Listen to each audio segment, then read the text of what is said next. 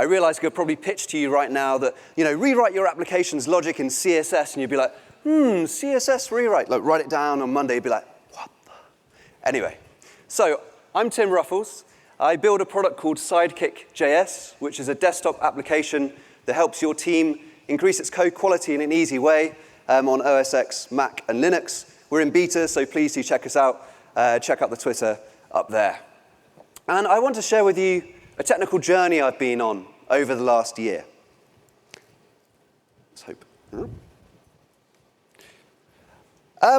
So it started with a proposition in a coffee shop, like many good things do.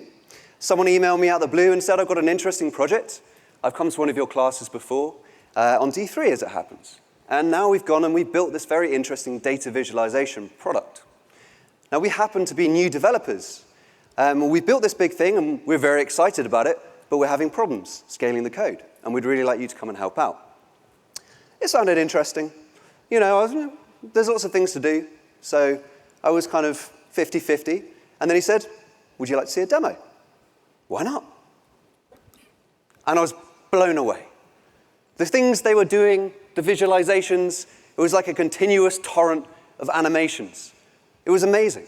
I was seriously impressed. These are people who'd barely been coding 6 months ago, who'd never really touched JavaScript before. I was intrigued, and I wasn't the only one.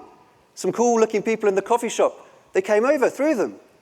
And they said, do you mind in a second? Do you mind if I quickly get a selfie with the application on your screen? They were amazed. They were blown away. And they took a selfie, they put it on Instagram. 1 million likes later, apparently Kim Kardashian was liking it too. I was impressed. So, what could I do? I had to say yes. I wanted to build cool stuff too. I wanted to do things, where one visualization merged into another. There was wonderful animations. It sounded a lot more fun than what I was doing at the time. So I went in, and then I saw the code. Now, this code was pretty gnarly. I've seen some bad code bases in my time, but this really took the biscuit in terms of, it was doing complex things, and it was doing it in a complex way. So after the security guard had dragged me back to my desk, and they'd shown me the contract, and it was pretty obvious I was going to be there for some time, I realized I was now on a quest. A quest to unite two pieces of amazing JavaScript code, one that you all well know and love, a mutual friend of ours, and one who you may have never met before. Angular, full of big ideas, big ambitions for how we build web applications. And D3, the enabler of cool things, which also, it turns out, had some very big ideas. So first, before we go any further on this technical journey of mine, I'd like to introduce you to what I hope will be a new friend of yours, D3. Now, if you remember anything from this talk, I guess, a quick way of understanding what D3 is about is it's basically the jQuery API you know and love, the concepts of chaining, selection, modification, and it's stuffed onto another API that's all around data. And those together give you the power and wonder of D3. So let's quickly do the jQuery-ish bit. There's going to be some interesting coding behind my head. OK, so we've got this little unsuspecting circle on the screen. So the first thing we do is we want to say, OK, D3, I want to work with this circle. So I'm going to select meet D3 circle. Probably want to spell that select with an L. So we've got a selection. You can see it's some kind of an array-like thing. And then if we wanted to change its fill, I would go Attra fill. Let's make it a tasteful pink. Oh, not comma. Thank you, comma operator. Hey, tasteful pink. OK, so you can see nothing new so far. Obviously, you could do all this with jQuery. Not that exciting. But it gets interesting when we look at the callback API that really is the backbone of D3. D3's callback is around making decisions about how to style an element or change an attribute on an element based on your data. It is a transformation from the values in your data to a visual value. And you can see I've broken this transformation down on 2 lines in this ternary operator. If this is a risky piece of data, we want to go and make it look red. If it's not so risky, green. So very, very simple transformation. And that function is going to be executed for every element and every piece of data and update the screen. Very declarative. We're just telling D3 this is how we want to represent our data, and it will go away and do it for us. Transforming data to visual. And of course, the question in your mind should hopefully be, where on earth does this data come from? The imaginatively named .data function takes an array of data in the context of a selection of elements and binds the two together. The data join. So the author of D3, Mike Bostock, was explicitly kind of inspired by joins in relational theory, joining two distinct tables and working with the kind of intersections and disjunctions between those two to allow you to derive the document with data. Data-driven documents is behind the name D3. So let's do our first bit of data driving. We've got our two circles again. So we're going to do a select all this time as we have more than one element. Join. We've got some circles, so we've got a selection. Good, looks like we're doing quite well so far. We've got two things. I'm going to put two items of data in there. Let's do the same thing. We'll have a risk. This one will be a low risk. And then this one over here will be a high risk. Cool. So we've bound our data. Now we can use that. Let's just store that selection over here because this line's getting pretty long. Here's our selection. Yep, can zoom in a little bit. Cool, we can see everything. So we've got our selection. And we're going to then use Atra again. We're going to say fill. And we'll use this fancy new ES6 callback. And we'll say, OK, is the risk over 0.5? OK if it is, red, otherwise green. Boom. Looking good. So you can see the process of writing D3 is all around writing a recipe for how to synchronize the state of the DOM, what the user's seeing, and your data, what you want to present to them. And we've seen updating elements that already exist. How do we get elements onto the screen and off the screen? We want to get elements on the screen when we have new data to present. We want to get that data off the screen when it's not needed any longer. Well, we have three contexts in D3. The update context comes back straight away when we say I've got these elements and this data. That's the intersection. And then we have the two disjunctions. We've got the enter, where we have data but no elements, and the exit, when we have elements but the data's gone away now. So quick demo of that. So over here, we're going to render some circles. You can see they come onto the screen in the enter context, and we use the standard kind of jQuery-ish API to decide what they look like, how they animate onto the screen. If we ran the same set of enter, update, exit functions, we would see they all appear in the update because they're already there. We already have data and element. And then finally, if we render that again, but with only two items of data, you see one of them goes into the exit context and disappears off the screen. So you're always running D3 code that handles all three contexts at once. It's the kind of big idea.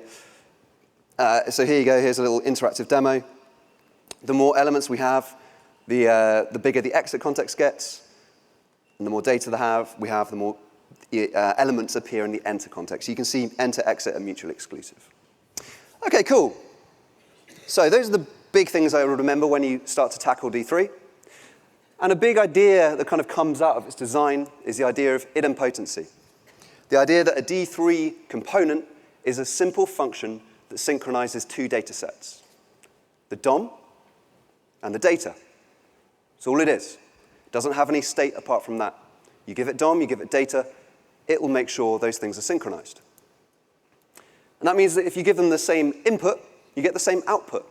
They're entirely predictable, which is cool. You know, so you might say, so what? I mean, the so what is in collaboration, because if you have two functions that take input and output, you can chain them together. So if I have over here a chart, or rather two charts, that are written completely independently in two separate files that have no references to each other, have not been designed to collaborate, they can collaborate because they are two simple functions. So if I go and switch over between the two, keep switching, looks good.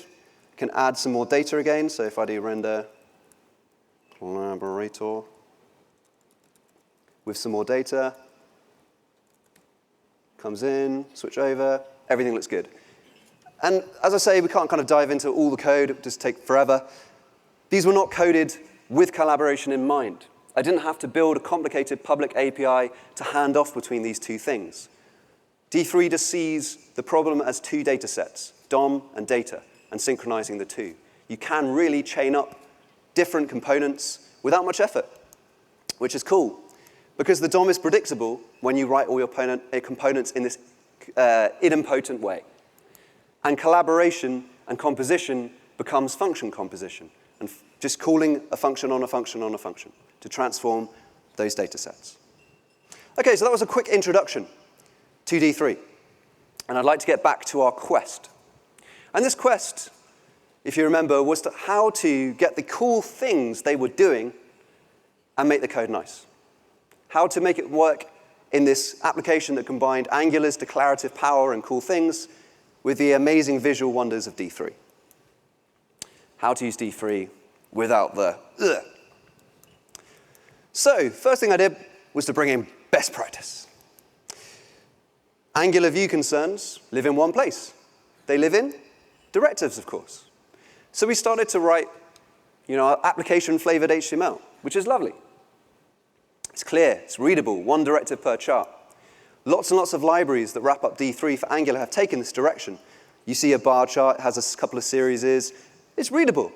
It's good. It's nice, declarative. And sometimes this works incredibly well. So over here, we've got a nice example of the kind of level of interaction you can get between D3 and Angular. This is using an excellent part of Angular, which is kind of sorrowfully underused, the ng model controller with a D3 rendered chart. You can see that we have a clock input, which is using ng model to update some data on a controller. You can see below, great, we've got the form object, time controller, over here. On our scope, we've got the time controller's data over here. You can see they're in sync. And we can update, on the Angular side, the D3 side renders. It all works perfectly. It's wonderful. ng model controller is one of the kind of examples of Angular's kind of amazing powers of cleaning up everyday tasks. And I'd really recommend using it if you ever need to handle user input in a custom widget. And also, we got away from the gigantic files of thousands upon thousands of lines of D3 code that no one much wanted to touch. But we were finding that our most ambitious plans were being thwarted by this approach. And the kind of amazing, selfie-inspiring animations they were doing before became harder. And it's interesting, and I started to realize this is perhaps a consequence of the componentized approach, is that web components kind of hoard their DOM and hide it. They're like, no, this is my DOM. I'm not going to let you see it. They don't take the view that the DOM is a simple data set. To web components, the DOM is like a hideously complex piece of implementation details that must be hidden at all costs. And of course, that means that composition and collaboration becomes a process of designing extremely complicated API boundaries to allow two components to talk to each other. Now, at this point, I didn't feel great. I came onto a team of people who were self-described newbies, and I tried to make things better. And actually, we weren't very much excited by the result. And, I was like, went on a kind of a spiritual quest, went up a mountain, sat there for 3 days and nights meditating upon what had happened to me. Why was I not able to make things better? How is this happening? And I started to come to what I think is an unsettling realization for me. And I'd like to give you an example of how I was approaching things. So here's an editable chart. This is our brief. We want to have an XY chart. We want the people to be able to edit the data and see the change they've made to their data. We want the users to be able to change their data if they see it's incorrect. Of course, I've done that before. We've all done that before. I pattern matched this problem. I saw a chart component in my head. I saw an editing component in my head. Those are two separate jobs. We must split them apart and keep things modular. But there is one minor problem with this. It's incredibly boring. Incredibly boring. And also, it's fixing problems that your users don't know about, don't care about, and will never thank you for solving. It's the kind of problem of hierarchy, They don't even see this. It's completely incomprehensible to them. If they see two nice, interesting shapes on the screen, and they want them to flip over and animate and explode, they don't see any problems with that. Whereas a programmer would be like, oh my God, the separation of concerns has gone all awry. These things need to be modularized and componentized and divided. Doesn't matter to your users. And I realized I had a horrible malady, which I think I'd actually got worse over time, become a chronic malady. I could barely even realize I had it. And I call that malady programmer vision. It's that problem where you see Your designer comes up to you with dewy eyes with their amazing design that's getting thousands of bounces on Dribble, and they're like, look at this, it's amazing, it does all these fluid, wonderful animations, and all you can think is, whew, looks pretty difficult to unit test. I'm not sure I'm going to be able to get Cucumber around that. Not cool. Not cool at all. Programmer vision is where the ambitious is sacrificed to optimize the average, the dull, making the dull very, very easy, but no one's impressed. No one in your customer base is going to give you a 5-star review because you're using best practices and you have 94% code coverage. Those are means, not ends. And best practices should be about supporting, making things easier, not limiting you to easy things. And that's what happened to me. I could barely build anything that was at all exciting anymore.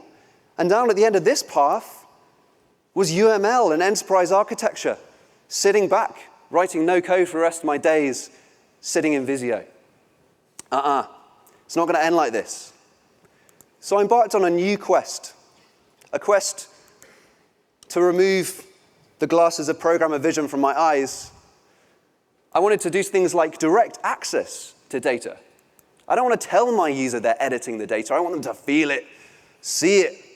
When it changes, I want them to know they've changed that data. And of course, the little voices in my head started saying, I'm not sure you can do a form in SVG. I don't know how you're going to validate that. You don't want to be writing your own validation code in 2015. But I thought, do I need to cast aside AngularJS and start writing my HTML with D3, which looks about as horrific as you can imagine? No, I didn't want to do that. I wanted to combine both.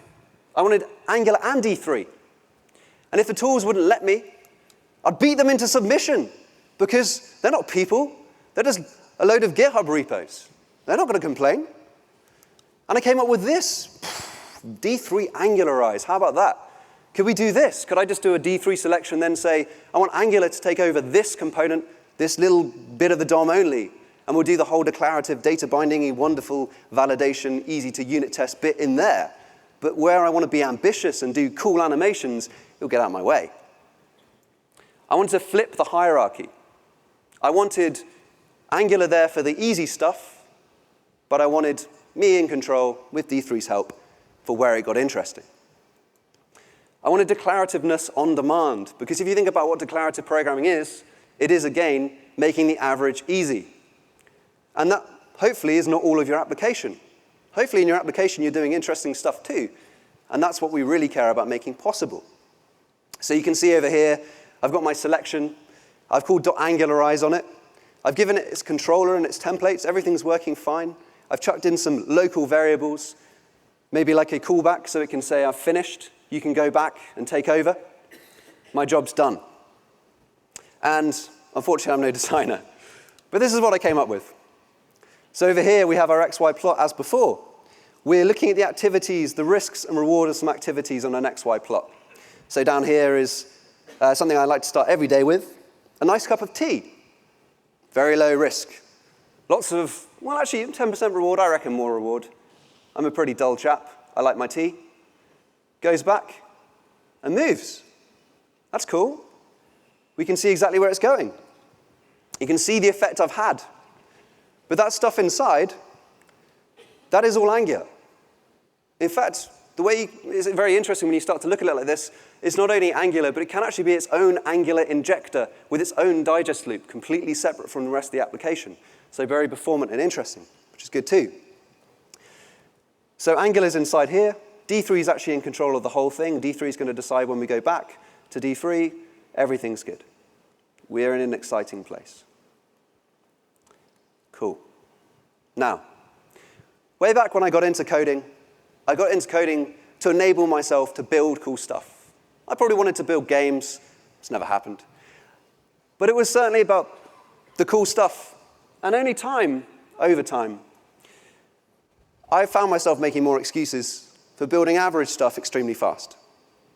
And not wanting to take risks in front of my project managers and colleagues that might go horribly tits up and leave me looking like an idiot. But I would say that we should try to find fewer excuses.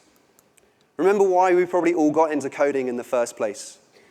And instead, when a designer comes to you with a gratuitously complicated, cool-looking animation that they want to jettison them to the top of Dribble, I would instead try and find reasons to say, looks damn cool.